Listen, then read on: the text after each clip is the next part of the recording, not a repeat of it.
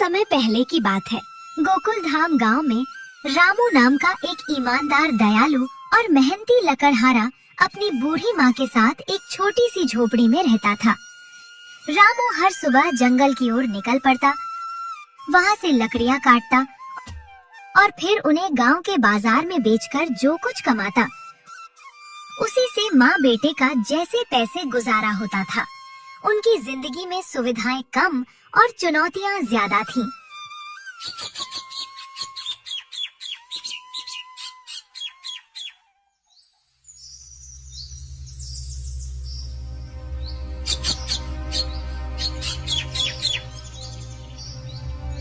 रामू मेरे बच्चे, आज फिर जंगल की ओर जा रहा है। तेरी काया तो सूखती जा रही है, थोड़ा आराम भी कर लिया करना बेटा। अपनी सेहत का भी तो ख्याल रख। क्या करूँ माँ, अपना पेट पालना है तो मेहनत तो करनी ही पड़ेगी। तू चिंता मत कर, मैं जल्दी लौट आऊंगा। और वैसे भी लकड़ी काटने में मुझे अब थकान महसूस नहीं होती। रामू अपनी पुरानी घिसी हुई कुल्हाड़ी उठाता है और रोज की तरह लकड़ियाँ काटने जंगल की ओर निकल पड़ता है। रामू घने जंगल में अच्छी और सूखी लकड़ियाँ ढूंढ रहा था। उसे कुछ पेड़ दिखे, उसने कुल्हाड़ी से वार किया और लकड़ियाँ काटने लगा। लकड़ियाँ काटते काटते उसकी नजर थोड़ी दूर एक बूढ़े आदमी पर पड़ी, जो मुश्किल से एक छोटी टहनी तोड़ने की कोशिश कर रहा था। ये बुजुर्ग काका थे, जिन्हें रामू अक्सर जंगल में देखता था। काका, क्या बात है? आप इतने परेशान क्यों लग रहे हैं? अगर मैं किसी काम आ सकूं तो बेझिझक बताइए। अरे रामू बेटा, क्या बताऊं, हाथ पैर अब पहले जैसे काम नहीं करते। घर में चूल्हा बुझा पड़ा है, लकड़ियां तोड़नी थी पर टूट ही नहीं रही। समझ नहीं आ रहा आज रात का खाना कैसे बनेगा। रामू बिना एक पल भी सोचे अपने पास इकट्ठी की हुई, मेहनत से काटी हुई लकड़ियों का एक अच्छा खासा गट्ठर उठाता है और बुजुर्ग काका को दे देता है। काका, आप बिल्कुल चिंता मत कीजिए। ये लीजिए, ये मेरी लकड़ियां हैं, आप इन्हें ले जाइए। आज आपका चूल्हा मेरी लकड़ियों से जलेगा। और हाँ, आज से जब भी आपको जरूरत हो, बेझिझक मुझसे कहिए, मैं आपकी मदद जरूर करूँगा। मेरे रहते आपको कभी कोई दिक्कत नहीं होगी। बुजुर्ग काका की आंखों में आंसू भर आते हैं। वो रामू को गले लगा लेते हैं, उनकी आवाज भर्रा जाती है। रामू बेटा, तू सचमुच भगवान का भेजा हुआ फरिश्ता है। तेरी दयालुता का कोई मोल नहीं। भगवान तुझे हमेशा खुश रखे, तेरी हर मनोकामना पूरी करे। रामू काका की मदद करके मनी मन बहुत खुश होता है। उसे लगता है जैसे आज उसकी दिन भर की मेहनत वसूल हो गई। गांव का बाजार अपनी पूरी रौनक पर है। रामू अपनी पीठ पर मेहनत से काटी हुई लकड़ियों का एक भारी गट्ठर लादकर बाजार में पहुंचता है। भाइयों और बहनों, ताजी कटी हुई लकड़ियां ले लो, सबसे मजबूत और बेहतरीन क्वालिटी की। यहाँ आइए, यहाँ आइए। ताजा और सूखी लकड़ियां आ गई हैं। घर जलाने के लिए भी लाजवाब और मकान बनाने के लिए भी बेजोड़। जल्दी कीजिए, भाव भी ऐसे कि दिल खुश हो जाए। लकड़ियां चाहिए? ले लो भाइयों, सीधे जंगल से लाई गई, बेहद अच्छी और टिकाऊ। खाना बनाने के लिए सबसे अच्छे और किसी भी काम के लिए परफेक्ट। मौका हाथ से न जाने दें। बहुत सस्ती दाम में आइए, ले जाइए। कुछ लोग रामू की आवाज सुनकर उसकी ओर देखते हैं। तभी मुखिया अपने 2 चमचों, चमचा 1 और चमचा 2 के साथ एक अकड़े हुए अंदाज में बाजार में दाखिल होता है। मुखिया की नजर सीधे रामू और उसकी लकड़ियों पर पड़ती है और उसकी आंखों में तीव्र गुस्सा चमक उठता है। वो सीधे रामू की ओर बढ़ता है। ओए रामू, ये क्या गलतफहमी पाल रखी है तूने? मेरे होते हुए तू यहाँ लकड़ी बेचेगा? तेरी इतनी हिम्मत, तुझे शर्म नहीं आती? मुखिया जी, ये मेरी अपनी मेहनत की लकड़ियां हैं। मैंने इन्हें जंगल से काटा है, अपने खून पसीने से। मैं इन्हें खुद बेचूंगा। ये मेरा हक है, मेरा अधिकार। आप कौन होते हैं मुझे रोकने वाले? क्या मैं अपने काम से पैसे भी नहीं कमा सकता? अब हक? तू और हक की बात करेगा? इस गांव में सिर्फ मैं ही लकड़ी बेचूंगा, और वो भी वही जो मैं कहूंगा। सुन, ये सारी लकड़ियां मुझे दे दे, मैं तुझे बढ़िया दाम दूंगा। मेरे पास पहले से ही बड़े बड़े ग्राहक हैं, तुझे कहाँ धक्के खाने पड़ेंगे। मैं तो तेरी भलाई की बात कर रहा हूँ, ना समझ। हाँ रामू, मुखिया जी जो कह रहे हैं चुपचाप मान ले, नहीं तो अंजाम बहुत बुरा होगा।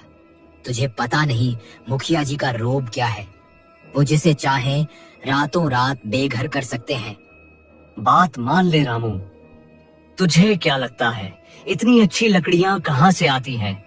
ये सब मुखिया जी का इलाका है, उनका बिजनेस है। तू बीच में आकर हमारे काम में अड़चन मत बन। अपना भला चाहता है तो चुपचाप निकल ले। रामू मुखिया और उसके चमचों की ओर देखता है। उसकी आंखों में अब गुस्सैल चमक साफ दिखती है। उसने ठान लिया है कि वो झुकेगा नहीं। नहीं मुखिया जी, मैं अपनी लकड़ियाँ आपको हरगिज नहीं बेचूंगा।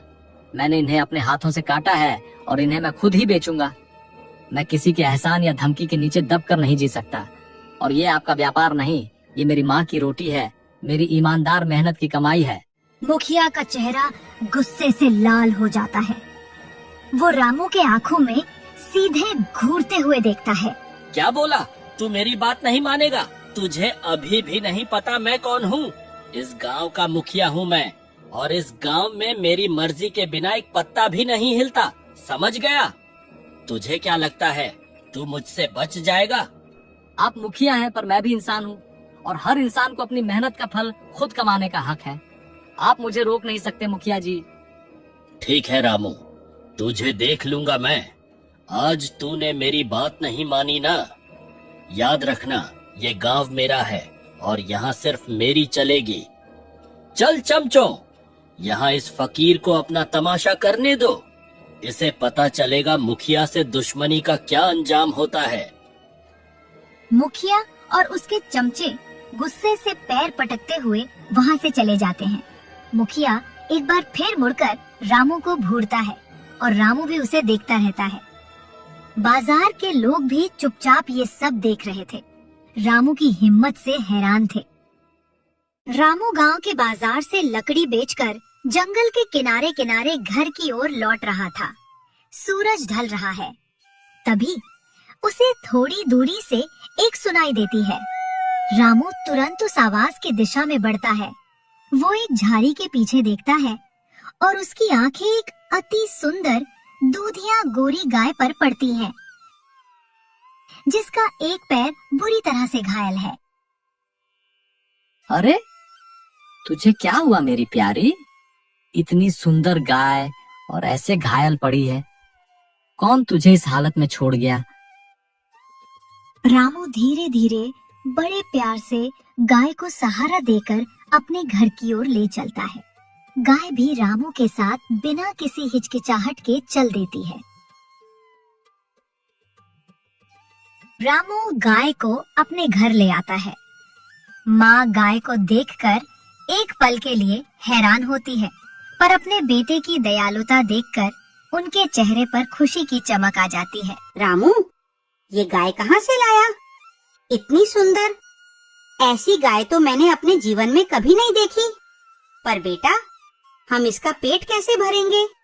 अपनी तो मुश्किल से गुजारा होता है। माँ, ये जंगल में घायल पड़ी थी, मैंने इसका इलाज किया है। कोई भी बेजुबान जीव अगर तकलीफ में हो तो उसे सहारा देना हमारा धर्म है। माँ, आप चिंता मत करो, भगवान है ना सब देखने के लिए। अब ये यहीं रहेगी हमारे साथ। क्या नाम रखूं इसका? गौरी रख दूं? ये तो गौरी मैया जैसी ही गोरी है। हाँ, गौरी ही सही है, बड़ी प्यारी है। तेरा नेक दिल ही तो है बेटा, जो ऐसी अच्छी चीजें तेरी ओर खींचता है।